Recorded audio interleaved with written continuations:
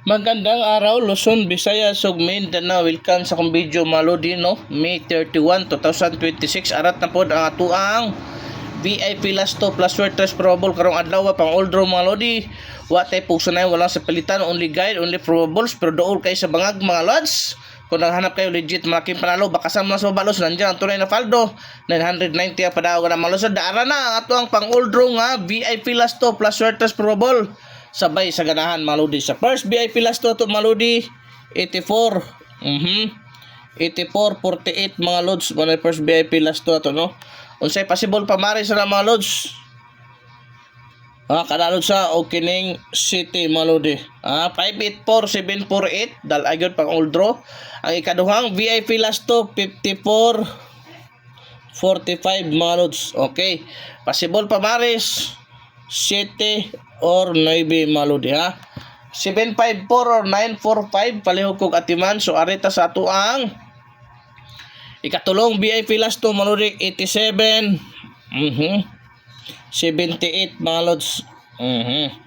unsay possible pamaris 5 og 9 maludi pwede po na siya size lods kana 587, 978, 678 mga lodi at imana pang old draw ayaw kalimot kay basta makapaldo ta karong adlaw mga lods positive thinking always win yun na mga lodi wala gyud tay sure win reloads probables na ning atua why pug sanay gyud mga importante ang below 18 bawal muna dito sa ganitong laro mga lods okay 74 ang ikaupat nga VIP last to 74 47 mga lods palihog kog atiman